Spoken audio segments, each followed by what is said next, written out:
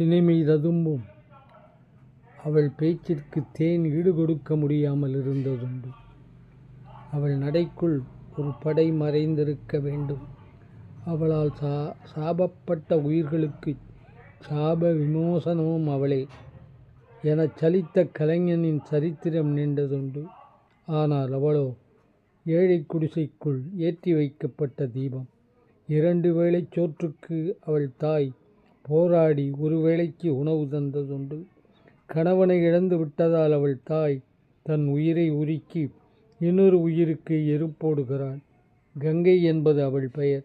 ஆனால் கண்களுக்குள்ளேதான் அவள் குடியிருந்தாள். வாழ்வில் அன்று, வளத்தில் அன்று. சிவனின் தலையில் இருப்பதாகச் சொல்லும் சிவனின் பக்தர்கள் கூட அவளின் கண்களை கண்டபின் கட்டாயம் மறுதலிப்பர். அந்த கட்டிக் கரும்பை கசக்கி பிடிய ஆலை இதயங்கள் 1000 துடித்தன.